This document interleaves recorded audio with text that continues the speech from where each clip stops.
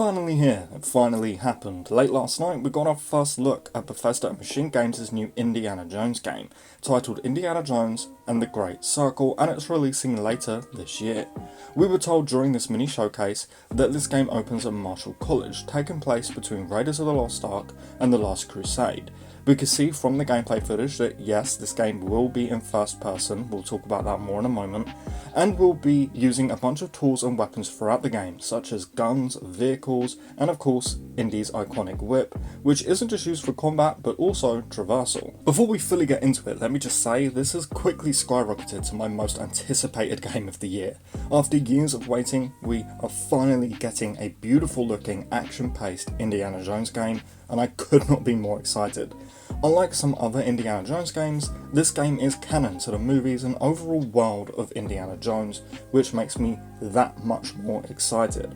Machine Games have stated that they're trying their hardest to make this feel like the movies, even giving the game its own grand score and a ton of mocap work for cutscenes. This entire game has a major focus on exploration and adventure. Of course, being an Indiana Jones game, that makes sense and sounds great.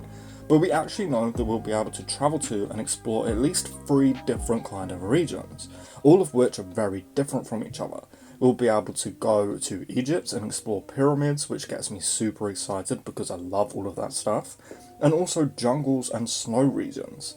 This will help us really get a sense of, really exploring and going through all of these different locations for an action-paced linear story. One other quick thing to note is that Indiana Jones is actually being voiced by Troy Baker, who you may know from The Last of Us as Joel. He's clearly doing some great work here already because a lot of people, including myself, thought that this was actually Harrison Ford. If you were to draw a line through these ancient sites around the globe, you get a perfectly aligned circle. I mean, come on, tell me that didn't just sound like Harrison Ford to you.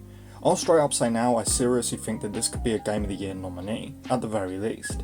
Just judging from the gameplay that we've seen so far, I think this game is seriously looking nothing short of wonderful, and I'm really excited to cover it up until release, and of course review it, and then do further coverage on the game once it's out, and all of that usual good stuff. So definitely stay tuned to the channel if you want to stay up to date on Indiana Jones and the Great Circle. Now sadly, of course, there have been some minor criticisms, but they're not really anything to pay attention to in my opinion. Mostly from people annoyed that the game is in first person instead of being third, but personally I don't care about this. I actually prefer that it's in first person. If the game was in third person, these exact same people would just be calling it an Uncharted or Tomb Raider clone. Some people just like to hate and complain. I really like the fact that Indiana Jones will be first person. I mean, just look at how beautiful this scene is with the skulls, the lighter, the rat. Like, that wasn't a cinematic, that's full-blown gameplay. Also, you've got to think about how much easier puzzles are to do in first person, at least most of the time in most games. Also, how Machine Games, the people making Indiana Jones and the Great Circle, have a really good track record of first person games. I'd much rather them do something that they know and something that they've mastered and been comfortable with for many years, then see them be forced into third person and possibly make a lot of mistakes. Because like I said, no matter what, people are going to find something to hate about this game. Who cares? If you think it looks good, just ignore these people and enjoy it.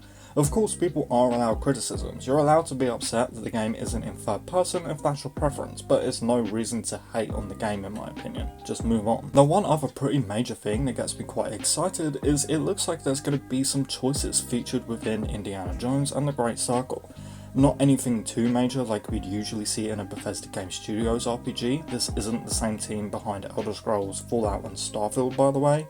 That's a whole different studio just underneath the same Bethesda publisher banner. Some people might find that confusing, even more so this time around since Todd Howard is working on Indiana Jones, and of course he is the person behind Elder Scrolls, Fallout, Starfield, etc.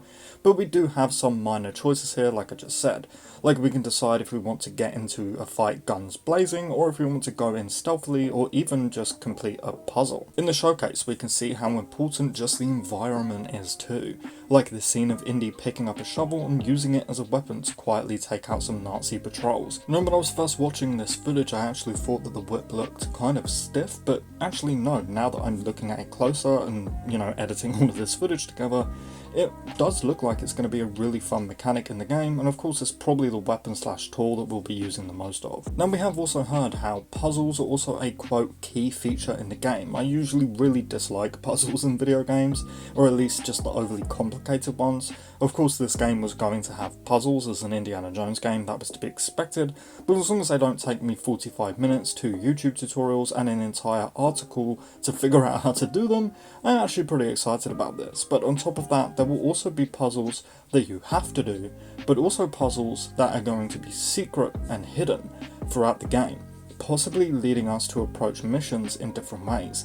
Like maybe you do a puzzle, you unlock a secret entrance that can then be used to quietly or stealthily steal whatever it is you're looking for in that mission, rather than opening up the obvious entrance and being met by Nazi gunfire, you know. And it's stuff like that that makes me really excited for this game. And one of the last things I want to mention is they've said how this is a game that will make you think before nearly every fight, and they also even went as far as to call it the most authentic Indiana Jones game ever.